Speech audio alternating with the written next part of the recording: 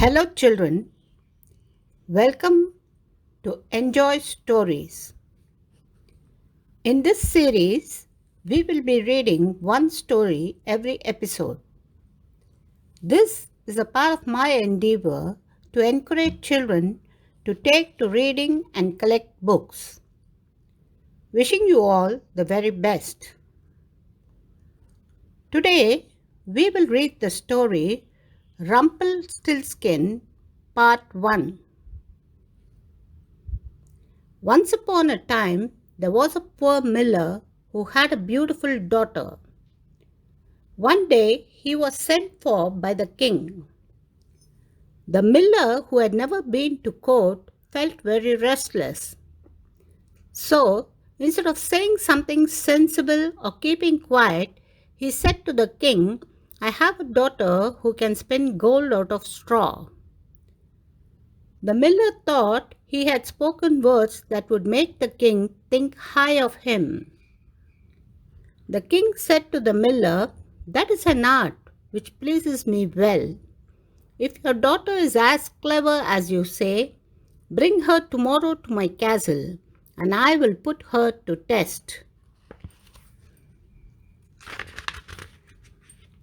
The next day, the miller brought her daughter to the court.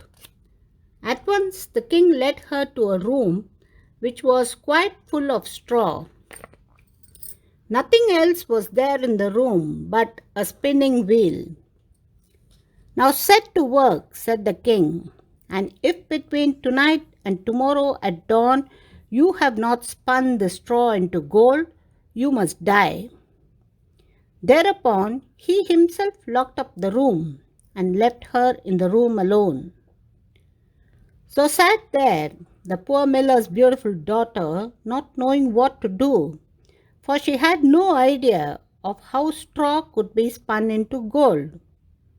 She grew more and more frightened, until at last she could only hide her face in her hands and weep. Suddenly the locked door flew open and a queer-looking man came in. His coat and loose trousers were made of white cotton with large red dots. On his head he wore a red and white hat with a cock's feather.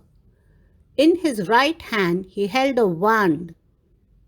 "Good evening, Mistress Miller. Why are you crying?"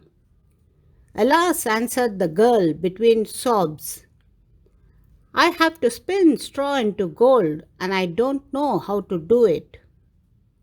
"But I do," said the little man. "What will you give me if I spin it for you?" "My necklace," said the miller's daughter. The little man took the necklace and sat down before the spinning wheel.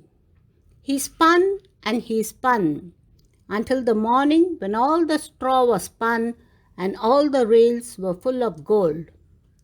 Then with a low bow he vanished. At sunrise the king came and was astonished to see so much gold. But it only made him want still more. So he took the miller's daughter to a larger room full of straw, and again he said, "Now set to work, and if between tonight and tomorrow at dawn you have not spun all the straw into gold, you must die." The lonely girl did not know how to help herself and began to cry. But in a moment the door flew open, and again the curious little man stood before her. "What will you give me if I spin the straw into gold for you?" he said. "The ring on my finger," answered the girl. The little man took the ring and sat down before the spinning wheel. He spun and he spun until all the straw had disappeared and all the reels were filled with gold. Then with a low bow, the little man again disappeared. Next morning, when the king came, he was delighted to see the shining gold, but he was not still satisfied.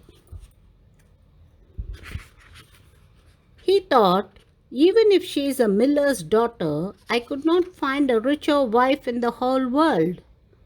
So he led the miller's daughter to a still larger room, full of straw, and this time he said, "Spin this into gold, and you shall be my queen. I shall come again at sunrise." Then he left her. When the girl was alone, the curious little man came again, for the third time, and he once more found that the girl was weeping. He said, "What will you give me if I spin the straw into gold for you this time also?" "Alas, I have nothing left that I can give," said the girl.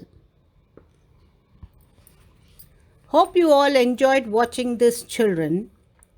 Thank you, and we will meet again with part 2 of this story.